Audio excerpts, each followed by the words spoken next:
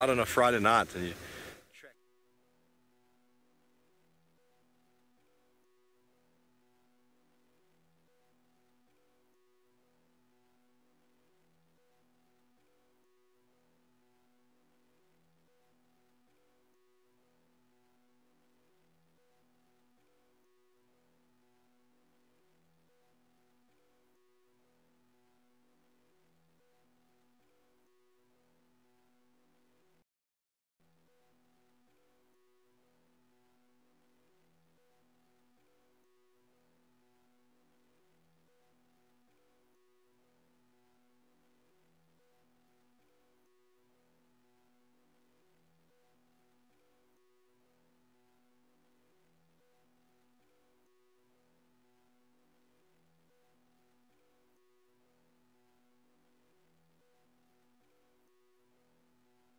Welcome back, everybody. We do humbly apologize about the technical issues that we've been going through, but it is part and parcel, I'm afraid, of what comes with producing a show from the middle of nowhere. Well, I don't know what you got from us earlier, but my name is Steve. I'm John Kammerbachart, and we are following two bloodhound sniffing hyenas that seemingly have the scent of something. We're not sure what, but please, we'd love to hear from you. Send your questions, comments to #SafariLive or throw them in on the YouTube chat stream. We'd love to hear from you. Let us know what you'd like to talk about this morning. We are out looking for whatever these hyena are very interested in. Oh, sorry, cat. Okay, and off it bolts again. So interesting to watch it walking, head to the ground, sniffing as it goes. And then suddenly just picks up a bit of speed, gets excited, probably smells fresh activity of, I don't know, maybe Hosana or Tingana. Someone's been through here and they're on the trail. I'd love to be able to walk around and just find people through smelling the ground. I think that would be quite a party trick, don't you? There, now he's moving off at high speed up ahead. Hyenas are phenomenal in their capacity to run at high speed. Not as fast, obviously, as a sprinting lion or leopard, but they can maintain that speed for a very long distance, and they basically run prey animals into the ground before they generally catch them and bite them until eventually the animal bleeds to death. Well, it's not only myself out this morning. Sydney's been waiting to say good morning as well, so let's go over to him.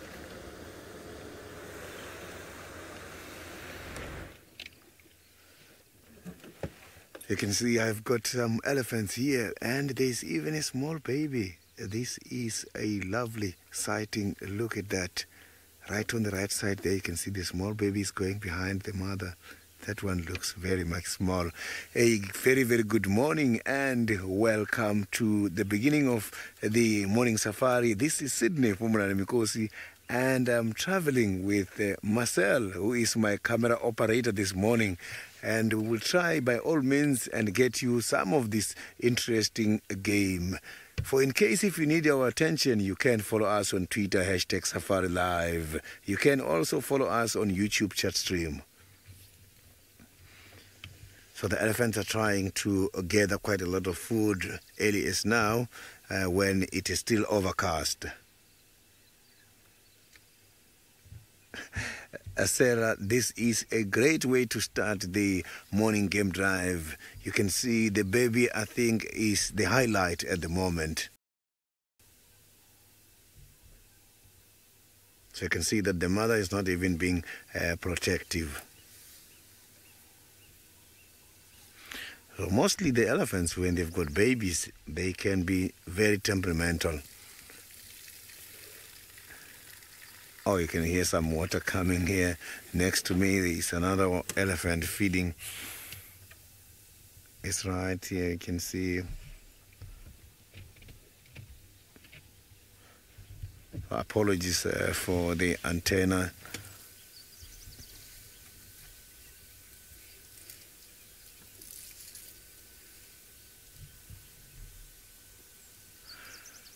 This is a beautiful animal indeed. So, but these beautiful animals, they need quite a lot of food in order to support this big body weight. they've got to collect up to 400 kilograms of food a day. And 400 kilograms, I think that is quite a lot.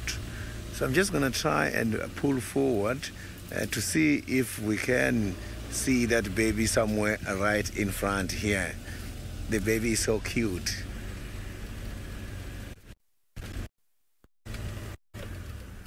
So here they are. You can see the baby there clearly.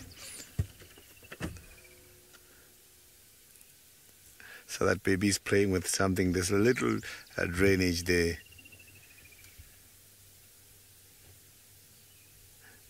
So it's cute to see the size of that baby when we are looking through the legs of the mother.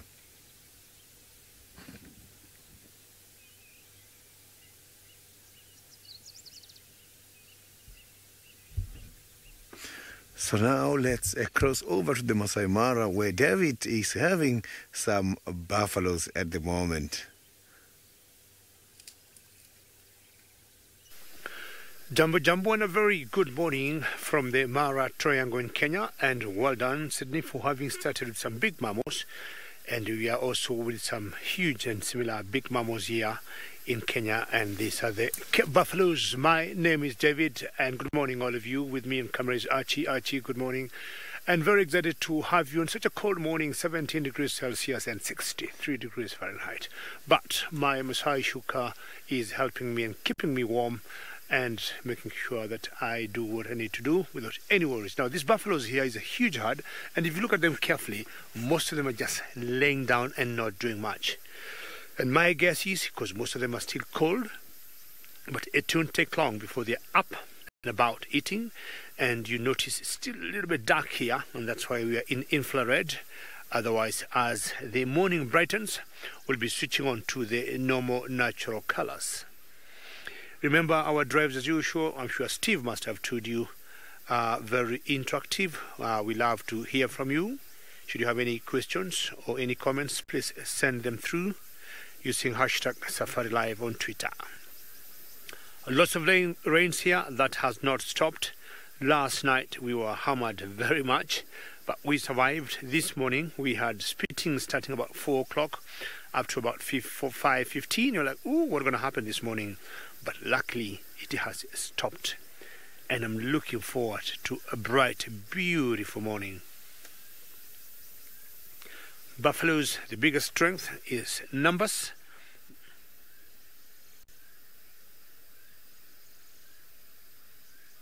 And you say there are so many buffaloes here, and that is one big plus that we have in East Africa. Anything we see here, we see in huge numbers, be it buffaloes, be it elephants, and Ruth talking of lions also. Not very far from where I am yesterday, we had a pride of lions that we call the Olololos. They are 16. We have a huge plus here in East Africa. Anything we see here is always in big numbers. Families of elephants, the times you could even see 20, 30, 40 together. The small elephant family on the left, actually, if you just, not sure we can get it because we are in infrared, but we got a family of elephants not very far from these buffaloes, but maybe quite a distance for the infrared to get them. So these buffaloes just have to keep eating until maybe it warms up and start moving a little bit.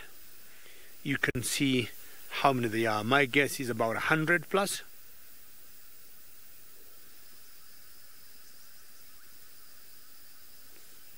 Paula, how are you? And always a pleasure to hear your name, Paula. Remember, I have your favorite Masai green shuka. Buffaloes will not migrate if buffaloes get what they need, and more so water, because buffaloes, Paula, are very water dependent. They might tend to move within a radius, I would say, of about 50 to 100 kilometers. But when things are a bit tight in terms of food or water, they may migrate going to much longer distances. This particular herd, I have always seen it in a radius of 20, 30 kilometers, talking about 15, 25 miles. They never go within that kind of radius. So if they have enough to eat and have enough amount of water, Paula, they may not migrate. But I'm sure, Paula, the wildebeest will do thousands and thousands of miles from here the Mara Triangle, all the way to Serengeti National Park in Tanzania. But of course, they have two reasons for them to move: for food, when they tend to finish most of the red oat grass that we have here, and number two, they will need to go drop their young ones in the month of February in eastern Serengeti and the western Ngorongoro Conservation Area. And we have always believed there's a particular very short plant that they need before they drop their young ones and shortly after to be able to lactate, because that particular plant has either lots of minerals or vitamins that they will need in their milk to suck their young ones, because shortly after they're born they need to put their heads up straight and the move starts again, turning towards north to come back here in the Mara Triangle. We had thousands and thousands of those beasts the other day, but most of them excuse me, are now gone. Very good. Buffaloes keep eating, and I need just to move around watching carefully. I don't get stuck. I stay on the big road and see what I'll be seeing later. And we'll take you back again to South Africa, to Sydney, to see what kind of baby he got.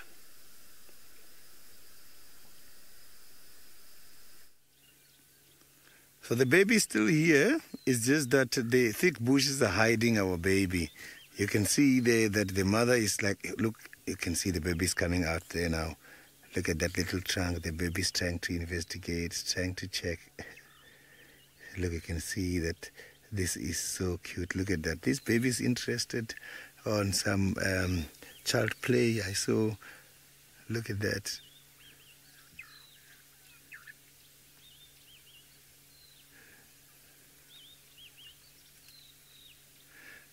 Yeah, this baby is not that very old. It must be somewhere less than 3 months. This is still a very small baby, because we have started seeing these babies. It's not a long time ago. I think it's about more than a month now. So between 2 to 3 months.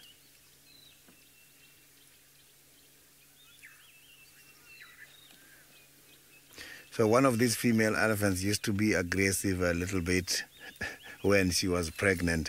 They can, their gestation period is up to 22 months. That is quite a lot of time. Look, the baby is trying to exercise the strength. You can see that bush is moving. That is the baby who's moving that. Look at that. The baby is training.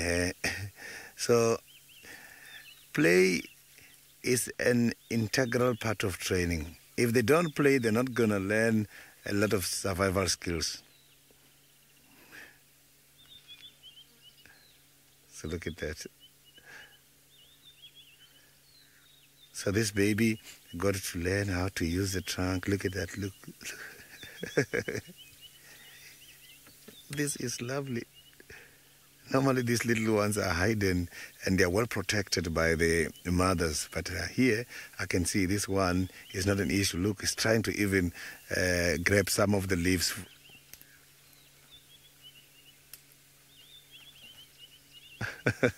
It is lovely seeing the baby elephants charging with their small ears, trying to spread them. Look at that. Oh, this little one is powerful already. You can see that he's pushing that little bush. Oh, he wants to step on it. It means this little one is learning from the adults all the time, because that is what they do. Sometimes they step on these trees.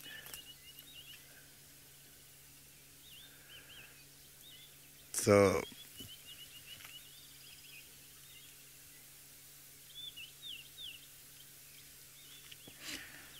Nina Mu, that is quite a very interesting question, and I'm going to answer you broadly. Look,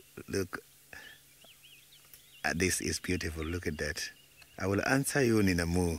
It's just that now you can see things are happening, so that little one is now showing off the. Look, the tail is up. So there's a little drainage there. I was even trying to drag.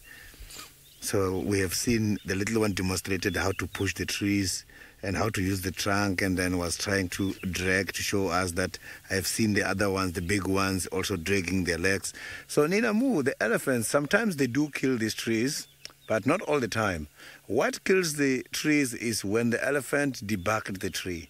They push down the tree sometimes, and trees will change the shape again and grow and rearrange the growth points of the branches. Instead of facing where the tree is falling, you will see the branches again starting to come back facing up. So when the xylem tissue, xylem is a tissue which is coming from the ground, supplying the nutrients and the water from the ground up to the canopy of the plant.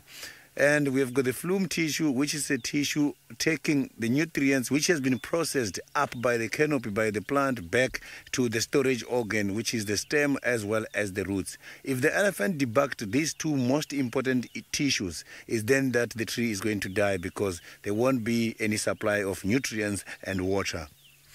So elephants, they do push down trees normally to access the leaves from the canopies, and also to get hold of the roots. Roots serve as a storage organ, and they are following the nutrients stored by the roots. And when they push down this tree, sometimes they can just push down a big tree and eat a small piece of the root and leave it like that.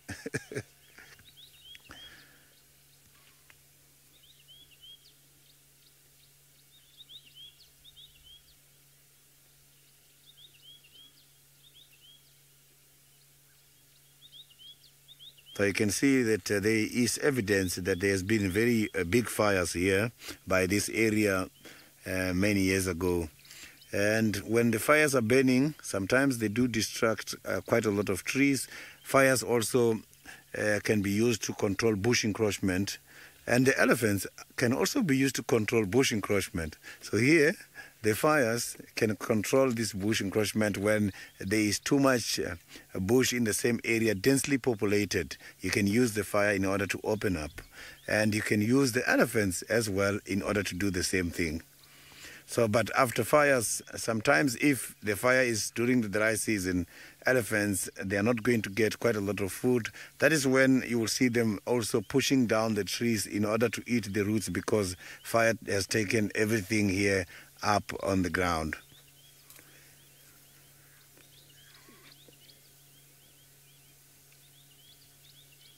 I can smell the scent from this elephant body. It's not bad. The smell is just more like a khaki boss. So it's one of the plants, if you step on it, it secretes quite a lot of distinctive smell.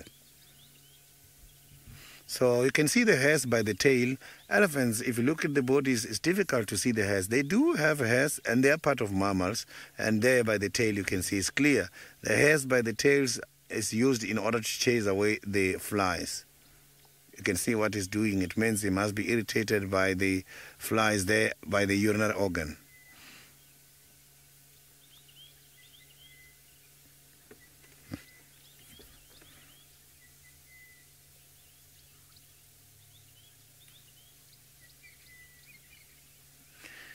The female elephants, normally when they are giving birth, you will see the other ones nearby. Normally they go to the water holes and give birth there. Remember, elephants, the babies got to hit the ground as a wake-up call in order to kickstart their life. So the elephants, as well as the giraffes, they give birth the same way. So these other elephants must have to be somewhere nearby in order to protect the baby.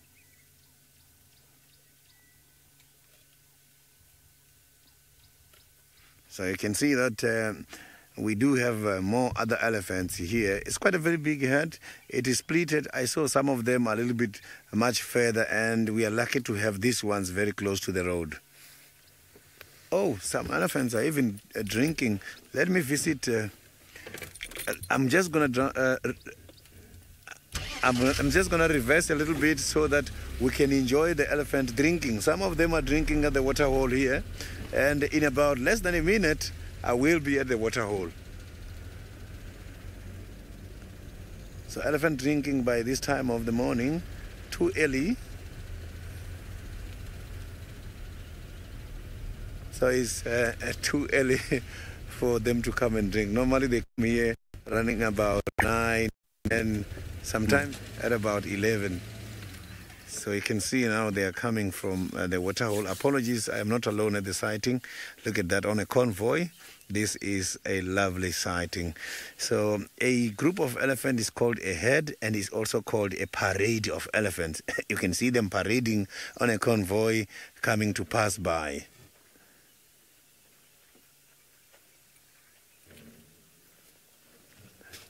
This is one of those sightings. This is an amazing sighting, and I'm just going to try and turn here so that you can see them nicely going much more at this side.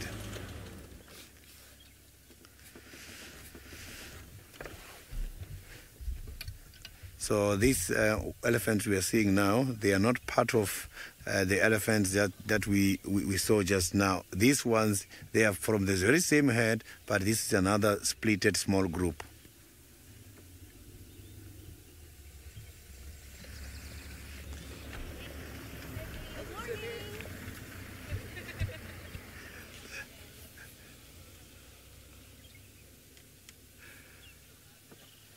I didn't copy that question very well, as another vehicle was just giving me some updates on some of the cats.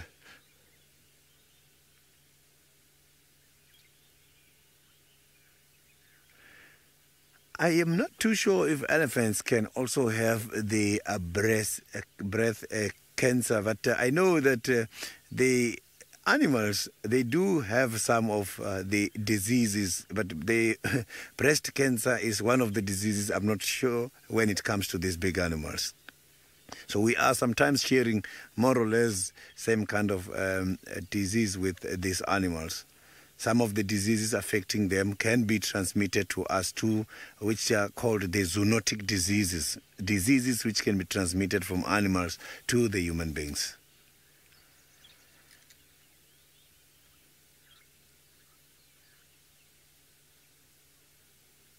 Very peaceful elephants.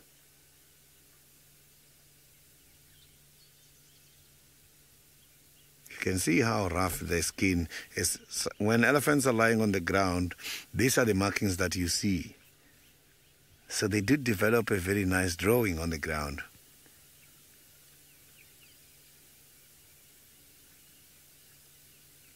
So if you can check there, since we have been here with this elephant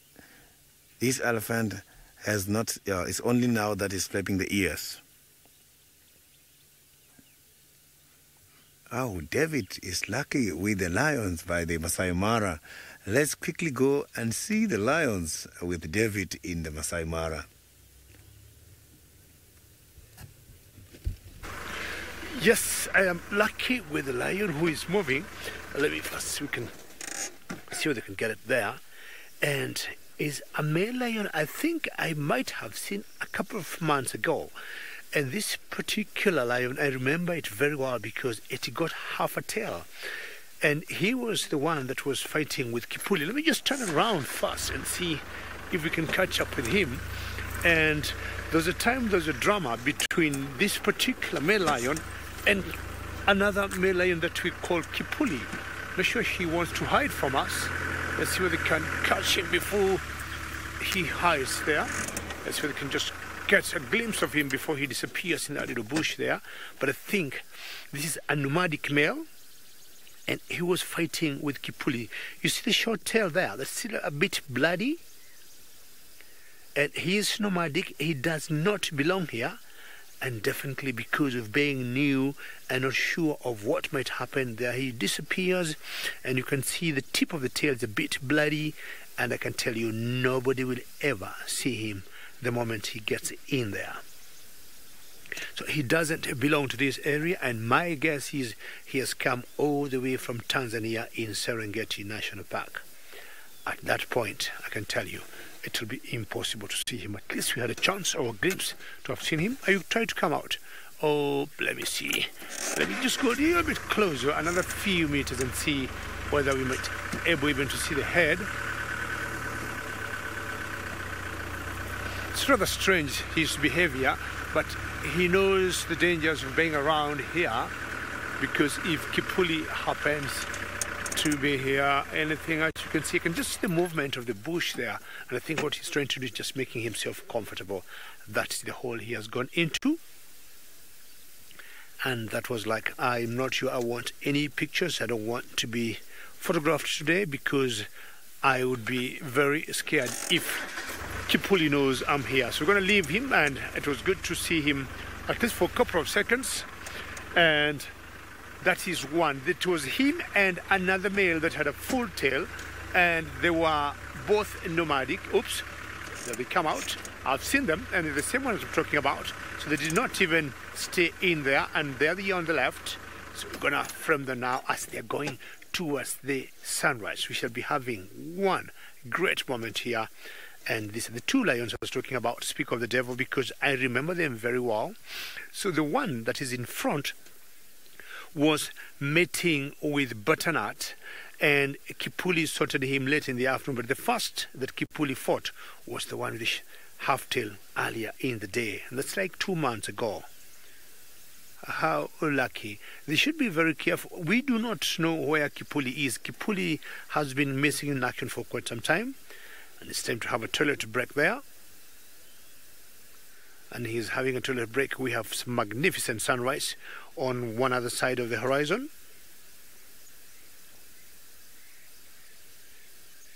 And just look at that sun popping up. This is the beauty of the Mara.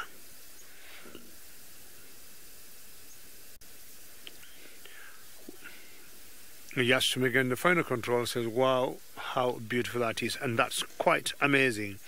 And not when you've just seen two lions. I want to move forward because they are on the move. I really don't know where they're going. And there they are. So let me just try and catch up with them. And I know I'll always be seeing sunrises every other day. Paula, I'm sorry about that. Paula, I'm sure you've been following us. Paula, you know the group of lions, or the pride that we call the Oinos. The Oinos, the pride of Oinos, have one lead female, or the oldest female in that particular pride, and the lead female is called Butternut. She's the oldest female in that particular pride, and we think or believe the Owino pride and Sausage pride used to be one time, and then they split. So, and they're always five. The Owinos are five, 4 females and 1 youngster male in that particular pride. So let's see if we can just sneak on these lions here. So Paula, I hope you're happy with that. Butternut is a female in a pride that we call the Owinos. Yeah, on the move here. I'm not sure I need to go further than here. I don't want to get stuck this morning. There they are, and I think they have formed their own coalition of 2 males. And Paula, apparently the same area we are in, this is the territory of the Owinos. So Owinos, 5 females, a pride of 5, lions, 4 females and 1 youngster male.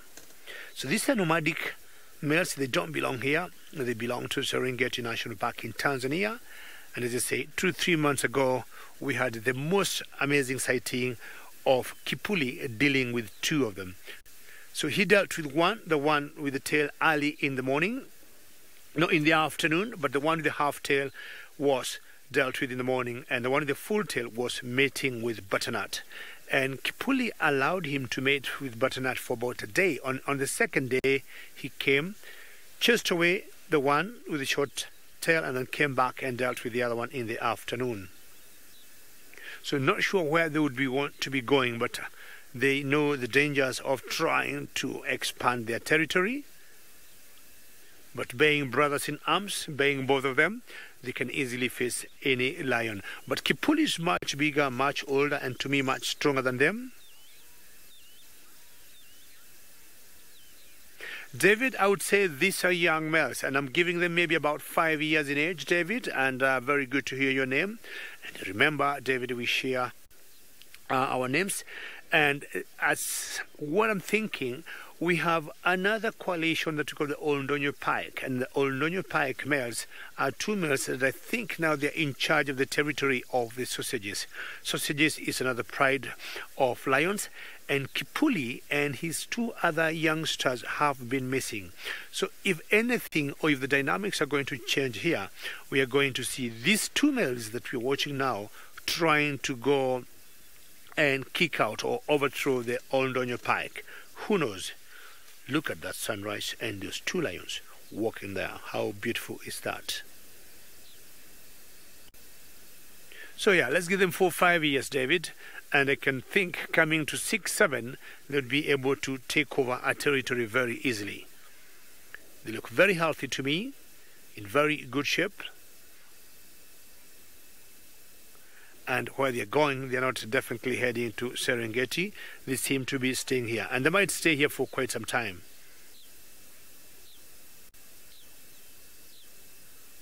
Well, you can see how muddy it looks.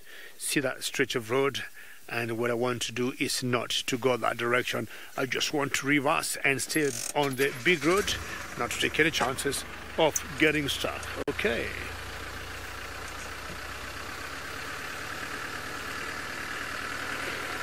Well, if I'll be lucky to catch up with this lion, it will be very good news. If not, in the meantime, I'll take you back to South Africa with Sydney, who still got some eddies.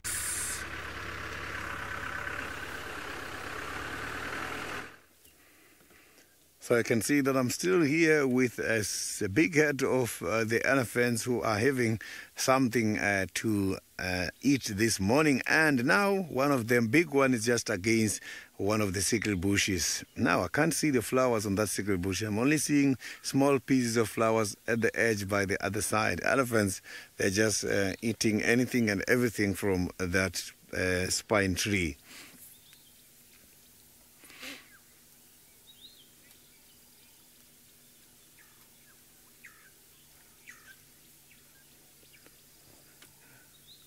I didn't get that question very well. I can see something there coming out from that elephant right by the...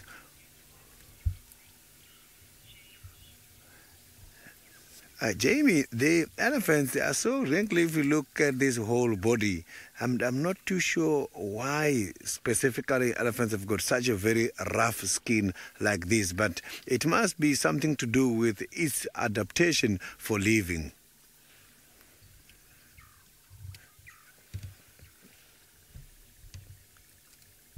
So there is something which is coming out there. There's something which is hanging. I'm not too sure what exactly that is, just coming from the copulatory organ. And now, oh, he managed to take it off from the tail. So I wanted to check what exactly it was, but now, unfortunately, that elephant, before I concluded my investigation, it was taken off.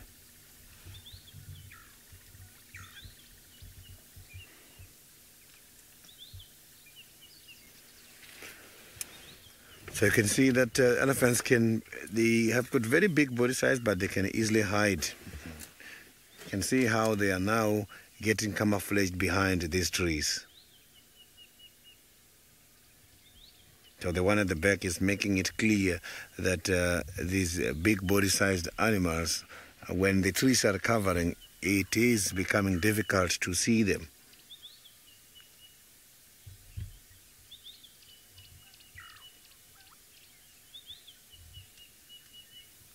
So they're all interested to eat the sickle bushes, because sickle bushes and the acacia trees, the vachelia trees, contains over 8% of protein, which gives them quite a lot of energy.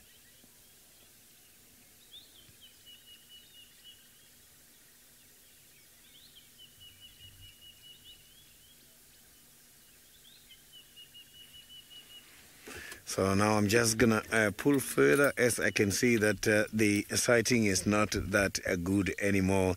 They are moving much more towards the impalas. They see some impalas on the background there. I'm sure the impalas, they feel comfortable to feed elephants.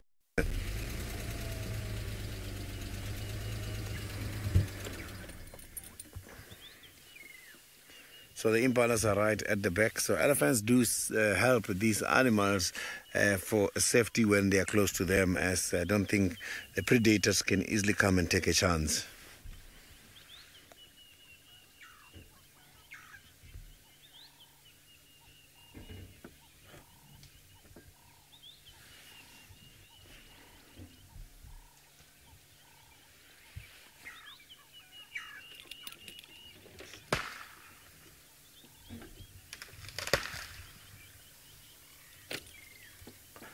Rahul, the babies, they've got to learn. The mother is going to be giving the babies directions all the time when about 3 years, when independent, when they're feeding. But to be part of the group, they will be part of the group for quite a long time. They will only get chased away when they are just about 16 years. So now they will be under the guidance of the mother until they're about 3 to 4 years. And that is when the mother will be making sure that they're feeding all the time. So the mother is the one who is deciding for that little one at the moment. So we have just heard the tree breaking. One of them pushed a very big tree. So that one was not pushed because there is no food. There is quite a lot of food. Maybe just trying to test the strength.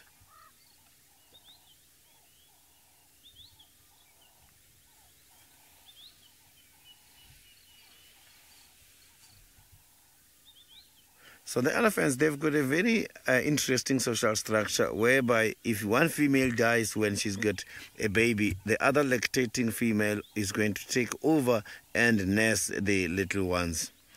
So that is something very nice about the elephants. So now let's cross over back to Steve, who is just driving around looking for something.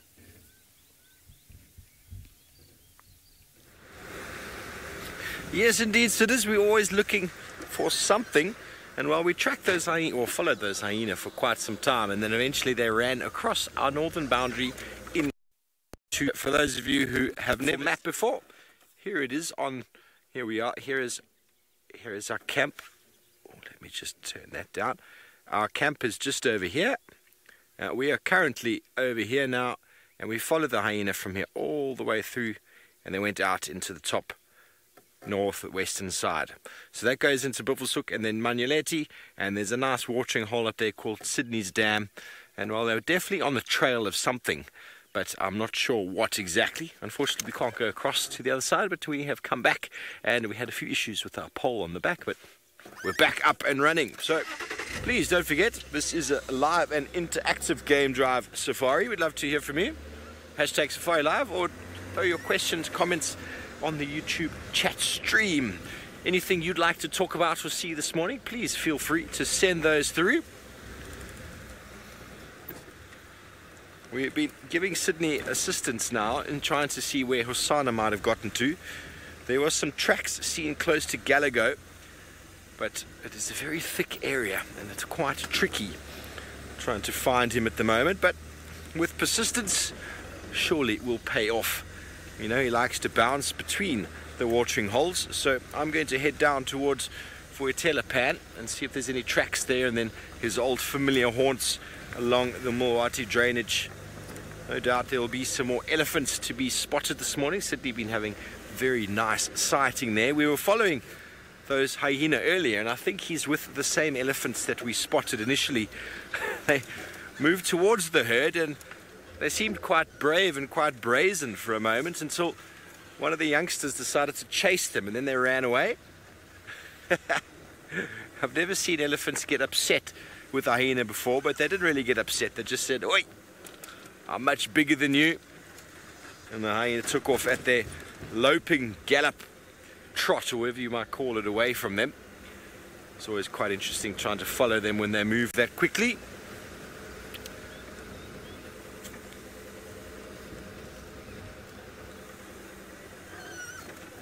Hello Chris, you want to know what determines the areas we can traverse? Well, if I jump back onto this map here for you, this is Vuetela or Djuma Private Game Reserve. We used to traverse into the west over here, Arathusa, Simbambili, but we don't anymore. This is someone else's property.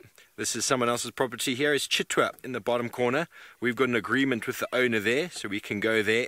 And Torchwood extends over on the eastern side here, and we've got an agreement with the landowners there as well. In the north, Buffelshoek, we don't have agreements with those landowners there, so we're not allowed to go north. So essentially, this sort of L shape on the eastern side of the northern Sabi Sands is where we can traverse, and it's all politics, it's all agreements, there's always money involved and some sort of benefit regarded to all the other individuals. Otherwise, well, a lot of these landowners, a lot of the areas are business, so there must be some benefit. Chitwa absolutely loves us because, well, we go to the dam almost every day, and who out there who watches this show does not know of Chitwa? You all do. So for them, it's enormous amounts of advertising. But when it comes to sort of some of the other areas out here, they're all private landowners, so there's no need really to advertise because they're all shareholders, they own the land, they come with their family and friends. So with regards to advertising, there's no real benefit to them having us running around. But we are in all sorts of processes and agreements going through to eventually get us into other areas, and well, that takes time. Politics, I just drive and talk and show you lovely animals. I leave all of that to other people. But essentially throughout the sort of game reserves of the Sabi Sands and other private reserves, it's all about relationships, it's all about people sharing with each other, and well, those political boundaries can be very, very strict. If this guy doesn't like that guy, well, it's as simple as that, really. So, very interesting. For example, all of the guys who traverse on Arathusa and the like, they can go all the way to Cheetah Plains and Elephant Plains and the like in the east, but they don't come into Djuma, essentially. So, it's all agreements between landowners, lodges, and we are just one of those entities out here. I hope that answers your question. David, there most certainly are rhinos in our area, and being in the Sabi Sands, we are not allowed to, by policy, put them on film for you. We're allowed to show you their tracks, we're allowed to show you their middens and talk about them, but we're not allowed to at the moment put them on air. Up in the Mara we do. The Mara Conservancy doesn't have a problem with us filming the rhinos up there, but down here they do. So it's another one. It's a topic of discussion and something that we at Wild Earth would like to do, but at the moment it's not happening. So for now we just go with what's going on. But I think from an education point of view, it is quite important to be able to film these animals, not to show them and to bring the topic up rather than to just sweep it under the carpet. But anyway, Sydney is not sweeping anything under the carpet. He might still be with his elephants, or is he hot on the trails of the Little Prince?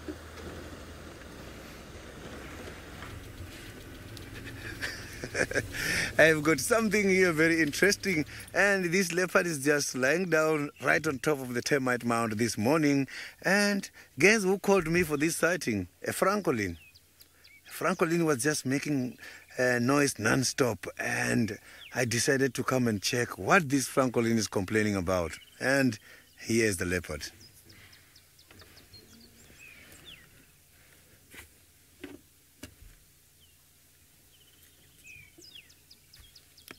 Good morning, all stations. This is Sydney. I have got a leopard by the western side of quarantine.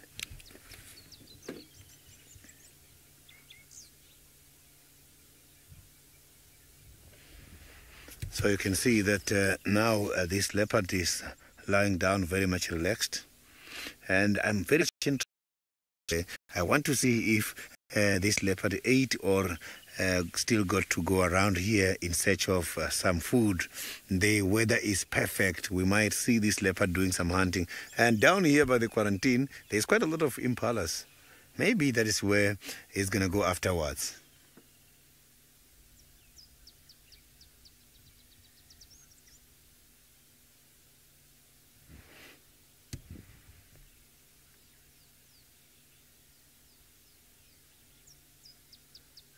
So you can see how he's lying down. That is not easy to see him. He's just matching with a termite mound.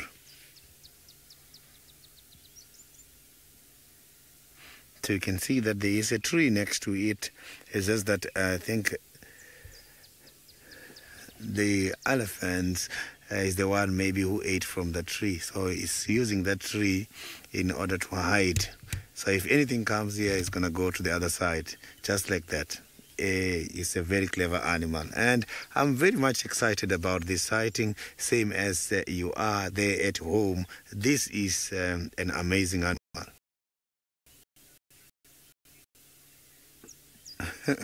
Robin, this is a beautiful sighting indeed. You can see that he's very much relaxed, nice and clear.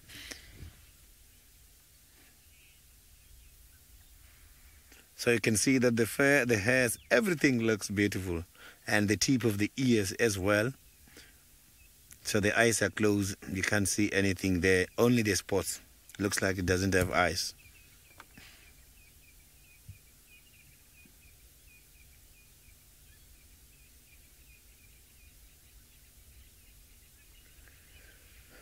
So when we left Hosanna last night, he was doing some hunting, and we could see that the chances to see if the bellies are full, because these days it's not all about dragging anything up into a tree. Some of these prey, they are very small because there's quite a lot of babies, so you can just catch something and eat from the ground.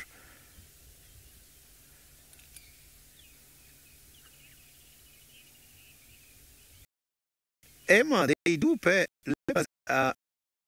behavior with some of these domestic cats. So they do pay same like the domestic cats.